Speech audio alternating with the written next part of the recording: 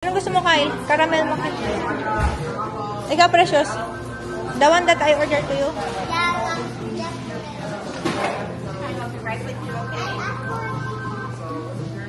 Ano sa'yo? The ones that don't are vanilla bean and our strawberry. Strawberry? Yeah, a strawberry frap. Precious didn't have it that one. You have to get the strawberry one. Anything else for you today? Nothing. That's it. Can I get your name? Aiko? It'll be $12.90.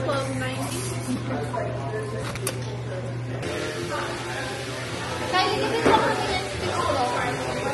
Yes, mo ko ba yan? Alin mo ko ba?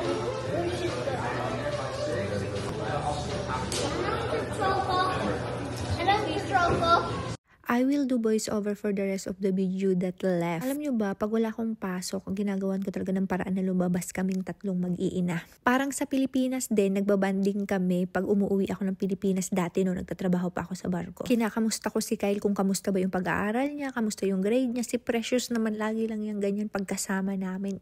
Ikot ng ikot, hawak yung cellphone ko. Ito, parang yung conversation is parang sa amin lang ni Kylie. Tinatanong ko si Kyle kung anong plano niya pag nakagraduate siya, kung ano ba talaga yung mga gusto niyang gawin sa buhay. Alam niyo, minsan maganda rin yung tinatanong natin yung mga anak natin kung ano talaga yung gusto nilang gawin. Para may idea tayo at nabibigyan din natin sila ng advice na dapat nilang gawin. Dito yung mga bata sa Amerika, ibang-iba dyan sa Pilipinas. Dito yung mga bata, masyado silang independent kahit 16 years old pa lang sila. Dahil nga madalas na sa trabaho yung kanilang mga magulang at sila lang yung naiiwan sa bahay. Alam niyo ba ang batas dito sa Amerika? Hanggat hindi ka 21 years old, hindi ka pwedeng mag-iinom ng alak. Ni bumili sa mga tindahan or supermarket na meron dito.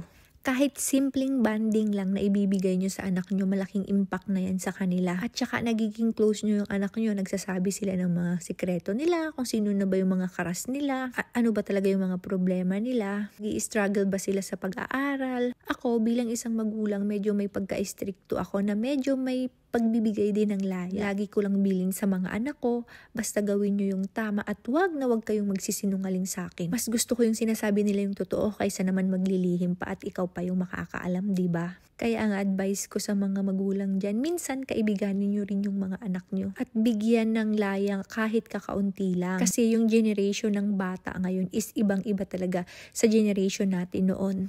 Kaya naman tayo naghihigpit para sa mga anak natin is dahil para rin sa kinabukasan nila, para hindi sila mapariwara. Pero dapat bilang magulang, ini-explain natin kung ano din yung gusto natin at ano yung ayaw natin. Para sila, alam din nila yung gagawin nila at susundin nila.